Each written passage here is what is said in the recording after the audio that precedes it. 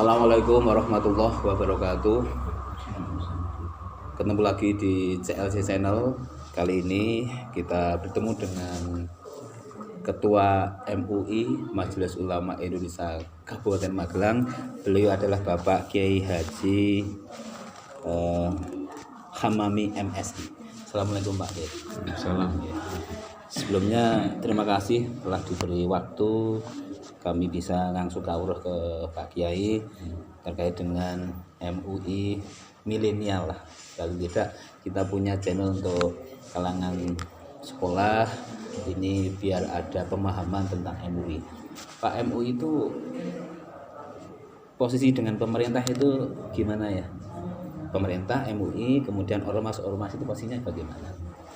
Jadi MUI itu adalah perkumpulan dari para ulama, para cendekiawan agama dalam rangka membantu pemerintah yang terkait dengan agama Islam. Jadi dengan pemerintah tidak di bawah pemerintah, tapi sejajar dengan pemerintah di bidang yang menyangkut masalah agama. Jadi kalau ada masalah penyembelihan yang tidak syar'i itu urusannya MUI. Kementerian Agama mengeluarkan sertifikatnya. Independen tidak itu Pak? Independen, kami tidak bisa diintervensi. Dengan politik tidak diintervensi, pemerintah juga tidak intervensi. Juga tidak menerima pesanan. Gitu ya. Pesanan fatwa untuk penjualan ini dihalalkan nggak bisa. Tapi kalau misalnya orang kabupaten kan bisa melihat bahwa ketua MUI itu pakai mobil plat merah gitu. Ya. Itu regulasinya gimana itu Pak? Jadi itu pemerintah itu karena merasa terbantu dengan MUI, maka pemerintah gantian membantu MUI. Jadi kami dengan mobil tidak terikat, dengan mobil plat merah tidak terikat terus kami harus ikuti tunduk dengan pemerintah, tidak. Nyangkut di masalah syar'i ya kita tetap berpegang pada aturan agama. Justru pemerintah harusnya berhutang budi kepada MUI, karena kalau pemerintah yang mengadakan seperti pelatihan ini, pemerintah tidak akan mungkin dan tidak akan mampu karena SDM-nya tidak mungkin. Nah, jadi kalau yang nyangkut masalah kemasyarakatan, masalah pengajian dan sebagainya, memang ada Kementerian Agama, tapi kalau nyangkut ini teknis seperti ini jarang. Ini semacam LSM, ormas atau apa? Ada ADRT-nya? ADRT-nya sudah organisasi resmi. Organisasi resmi yang itu berbadan hukum dan bahkan ini diperkuat dengan instruksi presiden tentang pendanaannya, itu instruksi presiden. Jadi kami mungkin istilahnya instruksi presiden itu ya Pak Hamami ya. Instruksi presiden itu tentang pendanaannya. Tapi kalau masalah status organisasinya kita berbadan hukum. Berbadan hukum. Jadi kalau itu sudah sampai pemerintah, instruksi presiden waktu 2014 kalau tidak salah, itu mewajibkan, mengharuskan Bapak pemerintah untuk membiayai dari APBN atau APBD kegiatan MUI. Berarti operasional setiap tahunnya dianggarkan terus? Iya, itu kadang-kala dibantu oleh pemerintah. Kadang-kala kita minta, tapi kadang-kala juga kita ya jalan sendiri. Berarti kayak komisi-komisi, misalnya komisi HAM, terus Komnas HAM, terus kemudian KPU, posisinya mirip gitu atau gimana? Enggak, beda. Kalau Komnas HAM kan itu kan lembaga negara yang dibayar oleh negara. MUI tidak dibayar oleh negara. MUI itu orang lillahi ta'ala, orang swasta murni, tidak ada kaitan bayaran atau kerja transfer, tidak ada ya. MUI itu betul-betul. Berarti lebih dekat kayak ormas ya? Ya, kayak ormas. Memang ada ormas. Karena memang perkumpulan ormas, ada NU-nya, ada Muhammadiyah, ada Al-Syiah, ada Al-Iman dan yang lain sebagainya.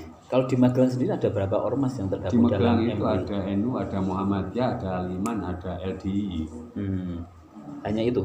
Kalau kemarin kan cukup ramai di pemberitaan sehingga akhirnya anak-anak milenial itu membaca MUI itu apa. Ternyata Pak Wakil Presiden ngendikan kalau itu ada sekitar 30 atau 60 ormas yang tergabung ya. Kalau yang level nasional itu. Iya.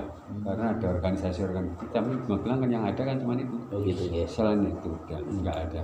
Gitu ya. Jadi, kalau screening yang masuk kemarin ketangkap ini. Sebenarnya kan menariknya kan arah itu ya.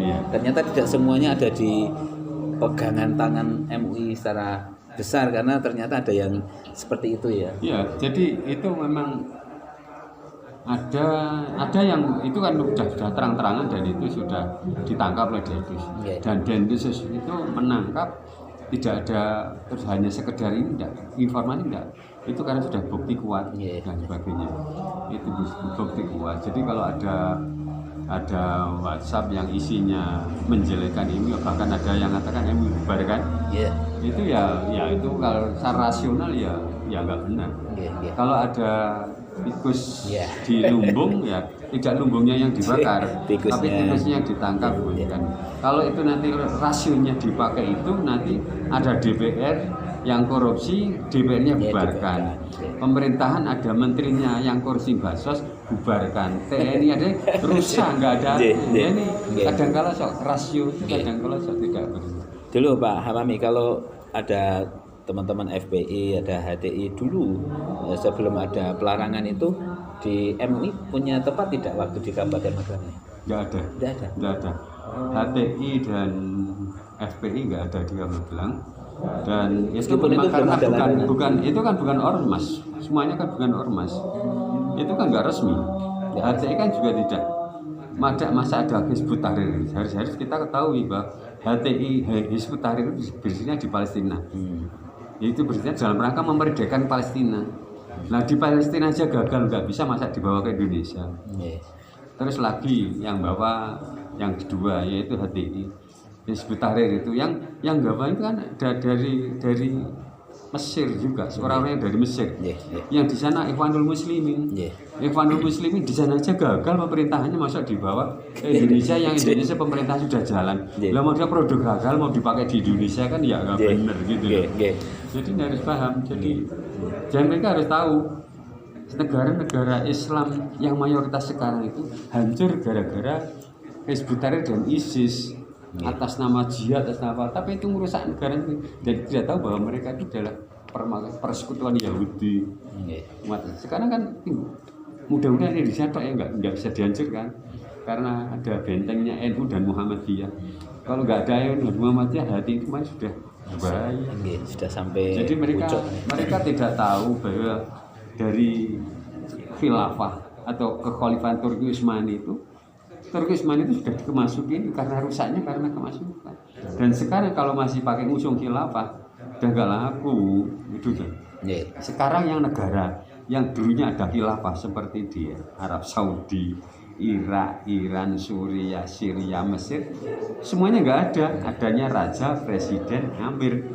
Saya pernah ketika di Arab Saudi tanya kepada salah seorang pejabat itu yang isinya apakah di sini tidak dengan khilafah? Kalau di sini kok berani teriak khilafah, potong lehernya. Itu di Arab Saudi. Apalagi Arab Saudi sekarang ya? Iya, sekarang. Jadi mereka pemahaman Turki Utsmani tidak begitu paham tentang sejarah bagaimana kehabisan 1924 Turki Utsmani jatuh. Itu karena apa dia ngerti. Setelah Utsmani kemudian timbullah negara kecil yang dengan sistem demokrasi, sistem presiden, ada sistem yang emir, ada lagi yang khalifah itu mereka ada yang kerajaan. Jadi mereka harus memahami sejarah kebudayaan Islam secara menyeluruh, jangan sekedar percaya Turki Utsmani benar ada khilafah. Iya, makanya tadi ini jauh berarti khalifah itu bukan ke sana, artinya itu harus tahu sebab nuzulnya.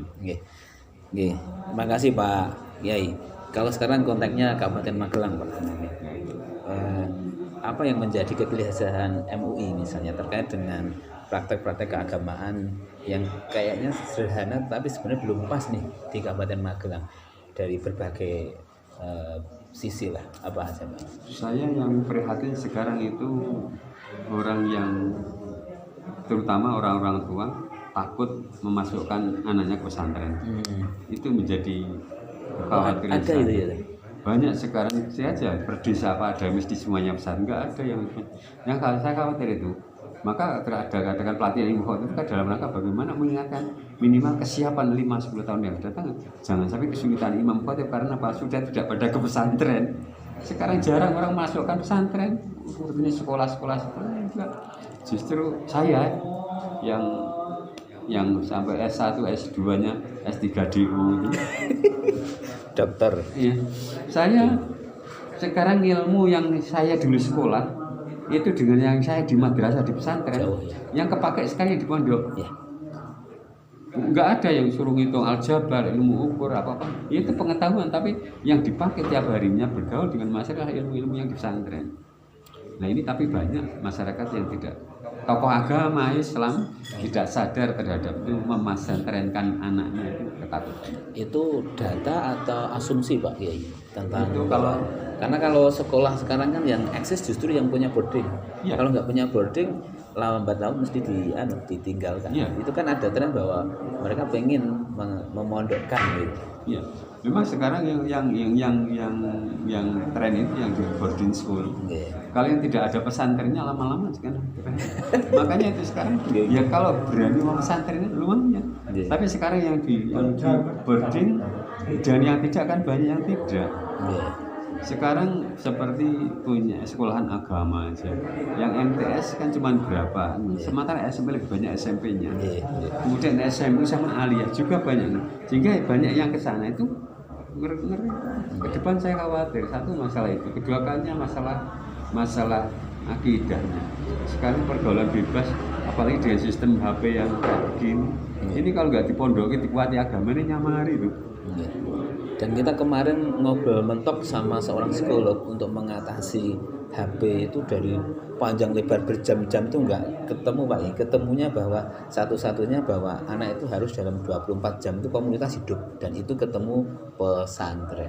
Iya. Dan selain itu pesantren belum nggak pernah ada caranya. Jadi ini harus disadari kita bersama bahwa sebelum negeri ini ada, itu pendidikan paling ideal adalah pesantren yang bisa membawa jiwa semangat kepahlawanan untuk berontak melawan penjajah, itu pesantren.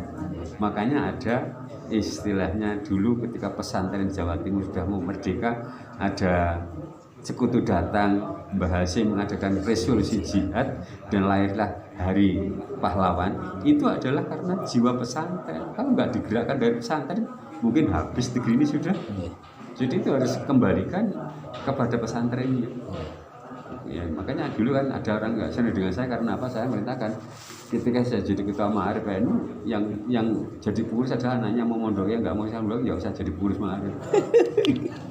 Real gitu. Iya, saya Nyata gitu. Emang bukan berarti saya harus ini enggak, tapi saya pengen bahwa itu harus kehidupan yang itu di pesantren itu anaknya di samping kecerdasannya terlatih, kemandiriannya kan bisa. Coba penjenengan bandingkan anak yang di SMA biasa dengan yang di aliyah tapi di pesantren, keluarannya beda. Bahasa kasarnya itu kalau anak selesai dari aliyah itu anak tanggane kepaten iso nahlilke, nek kebalik SMA nanti paling asal-asane ini. Ini satu problem yang harus disadari oleh masyarakat, dan ini harus orang tua sekarang harus ambil sikap yang tegas, anakku harus ngaji. Padahal kalau di Kabupaten Magelang ini ponpes makin banyak Pak? Atau gimana? Makin banyak, tapi kan ya bagaimanapun sekarang yang kadangkala yang mondok itu kan ya bisa dikatakan bahkan dari luar Magelang. Magelang banyak pondoknya, tapi yang dari luar Magelang itu yang banyak. Yang iya, dalam Magelangnya betul, tidak banyak. Kita punya tempat tapi diisi orang lain gitu. Iya, jadi itu yang jadi keprihatinan kita, bagaimana orang tua mau pesantren kan anaknya. Sudahlah minimal 6 tahun lah. Minimal 6 tahun itu insya Allah sudah lumayan. Jadi kalau pengen besok orang tuanya nggak sengsara, gitu loh, bahasa kasar saya. Kalau besok pengen orang tuanya nggak sengsara, anak itu didiklah agama. Jadi paling tidak orang tua sudah mulai berpikir sekarang, besok kalau saya meninggal, itu yang mau nyuceni siapa, yang mau ngafani siapa, yang mau nyolatkan siapa, yang mau mendoakan siapa. Orang lain nggak bakal peduli, harus kita yang harus ambil. Sekarang ini harus siapkan, gitu loh. Jadi pertama keprihatinannya tentang pesantren ya. Ada. Kemudian apalagi tadi panjenengan ngendikan tentang ada praktek-praktek ini jual apa itu ayam-ayam yang sudah gimana itu sudah program MUI, ada bendaharanya. Jadi kami ada 3 yang kami tekankan. Pertama, masa pelatihan imam khotib ini harus tuntas. Di Kabupaten Magelang ini harus tuntas. Jadi ke depan 10 tahun yang akan datang tidak akan kesulitan imam khotib. Yang kedua, masalah perawatan jenazah. Perawatan jenazah wanita ini jangan sampai diterabaikan, karena sekarang ini kadangkala ada keluarga yang mau ketika orang tuanya meninggal nyolaknya nyuceni gelem. Ada yang katakannya takut, ketok-ketok, itu orang tuanya yang dulu yang ngasuh sejak kecilnya. Nah kok ada orang tuanya meninggal nggak mau nyujeni, nggak mau ini kan ini yang terjadi.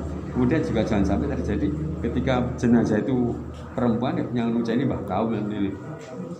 Jangan sampai terjadi di Magelang. Yang ketiga masalah ini karena ada jaminan produk halal. Nah sekarang di Magelang itu banyak ayam-ayam di pasaran itu yang ayam tiren atau yang penyembelihannya nggak syar'i. Ada beberapa ini yang kemarin saya sampaikan Pak Sekda ini. Ini penyembelihan ayam sote ya. Ada lagi yang ini yang ini bedanya. Ini ayam yang sudah mati dan yang ini kalau ayam sudah mati disuap jadi begini. Ini yang dicude. Nah ini yang asli apa? Asli memang. Ini jadi di pasaran sekarang sudah merajalela, maka kemarin ada dari dinas ini yang ayam yang tiren mati kemarin, yang hari ini sembelih pagi ini dijual pasar, ini yang sudah 2-3 hari. Dan ini ada bekas dari supermarket. Kadang-kadang ada supermarket yang nakal dijual di pasaran umum dengan harga rendah. Ada lagi ini yang penyembelihannya enggak syar'i. Jadi enggak disembelih, ini dicolok. Ini itu hanya pribadi-pribadi atau ada sindikat ya kira-kira Pak Kiai? Ini kalau sudah sedemikian masif hampir sebagian besar pribadi tapi banyak gitu ya? Tapi banyak ya, karena melihat di pasar harganya ini jauh untungnya besar ikut bakul. Nah sementara kemarin kita sudah mendirikan di Salaman dan di Tegalrejo, kemudian di Mertayudan banyak yang penyembelihan tidak syar'i. Artinya ketika itu dijual di pasaran, masyarakat yang beli itu makan barang haram. Nah, kalau tidak tahu ya dosanya yang nyembeli, yang punya perusahaan dan yang jual. Nah, ini yang ayam tiren ini yang sangat berbahaya sekarang. Jadi di pasaran di Tegalrejo itu dari 16 penjual itu 4 itu ayam ada tahu. Ini panjenengan sendiri atau bekerja sama dengan dinas pasar atau? Saya dengan dinas pasar. Saya dengan dinas pasar karena ada informasi ke kami, Pak, di Tegalrejo ini saya untuk dengan pasar.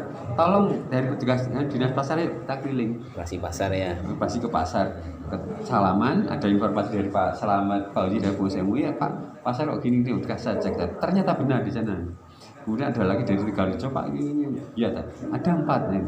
Kemudian di pasar muda ada.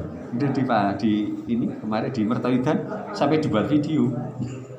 Viral sekarang video Pak Kompol ngerti semua karena penyembelihan tidak syar'i. Ini saya ingin masyarakat sadar karena pemerintah juga tidak bisa ya gimana kadang kalau pemerintah nggak ada anggarannya kan nggak jalan. Betul. Jadi sekarang bagaimana masyarakat harus bergerak sendiri. Saya pengennya ini nanti ada gerakan istilahnya bagaimana makan produk halal ini harus menjadi kebutuhan masyarakat di Magelang. Dan itu terasa banget manfaatnya adanya MUI Pak Kiai. Kalau misalnya tidak ada itu kan siapa yang punya kewajiban Kemenaknya kan ya saya ingin antara Kemenak, NU dan Muhammadiyah. NU dan Muhammadiyah sudah saya latih. Masalah ini sudah, masalah perawatan jenazah sudah, penyembelihan halal sudah, tapi juga hanya cukup di pesertanya ikut. Selain itu tidak ada ketindaklanjut. Makanya kami ada tindak sampai ke tingkat kecamatan. Ini saya berharap ke depan juga masih ada beberapa program yang belum jalan. Peranan wanita yang nyangkut masalah jenazah itu, kemudian masalah penyembelihan syar'i. Saya khawatir di Magelang ini banyak orang yang beli golek sing murah, beli sudah lewat ikan ayam tiren. Kasihan itu. Di samping dari segi hukum juga kesehatannya kan. Wah, luar biasa. Terima kasih Pak Kiai Hamami. Ini mungkin bagi kalangan milenial nggak kerasa gitu bahwa ternyata hal kayak gitu kalau nggak di-pick up oleh majelis ulama kayaknya nggak begitu aja, filternya kurang gitu. Nggak ada yang peduli dan nggak ada yang mau cover gitu. Nggak cover ya. Saya sementara diamanati MUI dengan teman-teman, saya berusaha untuk itu bagaimana menyelamatkan umat dari makan barang-barang haram, kemudian juga menyelamatkan bagaimana agar jenazah itu keluarga bisa terurus dengan baik, dan bagaimana agar masjid itu khotib dan imamnya tidak akan kesulitan untuk 5-10 tahun yang akan datang. Kalau itu tidak disiapi dari sekarang, dan itu kebetulan ya beberapa ormas ya hanya ormas saja yang tidak ada pada yang mau, ya sudah kita MUI yang jalan. Yang terakhir ini Pak Kiai, ini bagi kalangan milenial minta statement closing statement lah dari panjenengan, nasihat ke mereka kaitannya dengan apapun lah tentang keberagaman dan lain-lain. Ya. Terima kasih. Jadi kalau pada kalangan milenial saya berharap untuk betul-betul belajar agama yang sempurna. Paling tidak kalau belajar agama itu dari bab satu masalah akidahnya. Kedua jangan sampai menceng akidahnya. Yang ketiga baik belajar dari suci dulu, toharoh. Setelah suci ya masalah sholat, masalah yang lain. Jangan mau diajak berjihad dulu sebelum. Sebab jihad itu jahada yujah itu jihad dan jihad itu. Jadi jangan itu. Kemudian kalau ada yang mengajak, ini yang berbahaya bagi kalangan muda. Mungkin kalau saya tanya jenengan aja kira-kira nanti jawabnya cepet ya. Jangan jawab. Ini kalangan orang biasa terjebak di sini. Iya. Sama Nabi Muhammad sama Jokowi milih mana? Iya, pilih semua kan. Enggak, milih salah satu. Nabi Muhammad sama Jokowi Nabi milih Muhammad. Nah, enggak. Sampai Al-Quran dan hukum yang ada di dunia milih mana? Ya mesti Al-Quran itu yang diperbandingkan. Sementara jadi kira-kira hukum yang dari Allah dan hukum yang buatan manusia milih mana? Iya gitu ya. Inilah jebakan yang itu bandingannya enggak bena sama sumur. Tapi itu terjebak orang untuk berakidah khilafah. Itu di situ. Itu lebih baik kan Jokowi sama Nabi enggak bandingannya. Al-Quran sama Pancasila ya enggak bandingannya. Wong Pancasila itu sebagian kecil dari Al-Quran. Kemudian hukum Allah dengan hukum yang dibuat manusia ya juga enggak level loh. Nah, ini setelah itu nanti baru doktrin orang-orang yang melangkah khilafah itu. Nah, kalau Anda tadi jawabnya milih Nabi, kan berarti Anda sudah kemarin karena milihnya Jokowi dan semuanya. Anda termasuk ini harus sahabat baru dan kecangan musyrik. Salahnya di sini loh. Nah, kemudian disuruh sahabat kembali dan dibeat kemudian ikuti mereka. Nah, inilah yang milenial harus hati-hati. Dan doktrin yang 3 minimal. Kalau banyak bisa ngalah. Nek tak 9 tak kok kabeh itu bisa seperti ini. Allah Akbar atau salah Ini saya minta milenial harus belajar agama yang maksimal. Pelajaran umum jangan sampai kita tapi minimal harus belajar agama. Ketika paham fasih baca Al-Qur'an, tapi jangan Quran yang di sekarang rumah-rumah tauhid. Ya kalau mau di pondok yang tauhid yang itu yang ada sanatnya jelas. Kalau belajar itu ya gurunya sanat. Saya belajar dari Pak Kiai Maksum, saya belajar dari Pak Adi Abdul Sofan, Pak Abdul Sofan belajar dengan Mbah Hasim. Nah ini harus ada sanatnya yang runtuh. Jangan terus apalagi hanya Mbah Google lah rusak itu. Tidak mesti benar karena kadang-kala ini menyesatkan. Terima kasih Pak Kiai Hamami. Demikian CLT Channel ngaji kita dengan Pak Kiai Hamami MSI, Ketua MUI Kabupaten Magelang. Saya yakin banyak manfaatnya. Mudah-mudahan kita bisa ditemukan di lain kesempatan. Terima kasih. Assalamualaikum warahmatullahi wabarakatuh. Assalamualaikum.